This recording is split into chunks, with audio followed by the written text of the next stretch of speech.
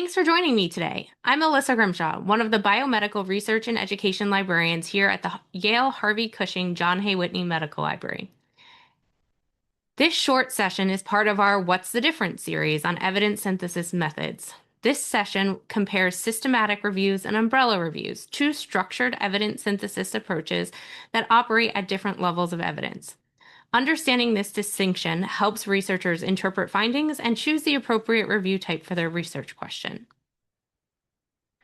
We'll focus on how these review types differ in scope, included evidence, and purpose, rather than more detailed methodology. In this workshop, the participants will be able to define systematic reviews and umbrella reviews, identify key methodological differences, recognize the level of evidence each synthesizes, and determine when each review is appropriate. Whenever we're discussing evidence synthesis, I like to just quickly mention the availability of librarians to collaborate with you on these projects. Please feel free to reach out to us or check out our website to look at our services. We do also have two tools available to assist with evidence synthesis projects. EndNote is available for download in the Yale Software Library, and Covidence is available through the library. Please reach out to us for access to Covidence. What is a systematic review? Systematic reviews aim to identify all relevant primary studies addressing a specific question. They use predefined, transparent methods to reduce bias and provide reliable summaries of the evidence that can inform clinical practice, policy, or guidelines. The unit of analysis in these reviews is individual studies. So it's really important that we're not including reviews in this study, as we would be including duplicate of the data because we're including the original, and then potentially if you were including reviews, you would also be including secondary analysis of the same data, which would overstate the data within the review. So it's really important that the unit of analysis within systematic reviews is an individual study. On the other hand, umbrella reviews operate at a higher level of synthesis. Instead of analyzing individual studies, they synthesize findings from multiple systematic reviews.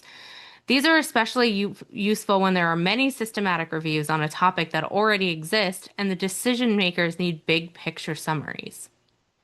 They are also sometimes called review of reviews instead of umbrella reviews. I would say each of these titles are pretty consistently used interchangeable.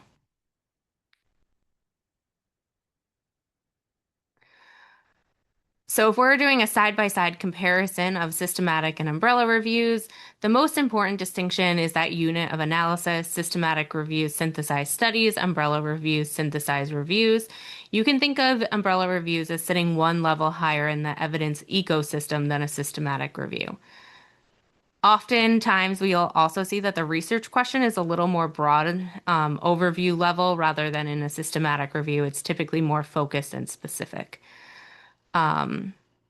These umbrella reviews can be particularly helpful in showing that there's inconsistency on the systematic reviews that have previously been published, or when there's too many systematic reviews and having one summarized version would be really helpful for policymakers or clinicians at bedside that need that information extremely fast.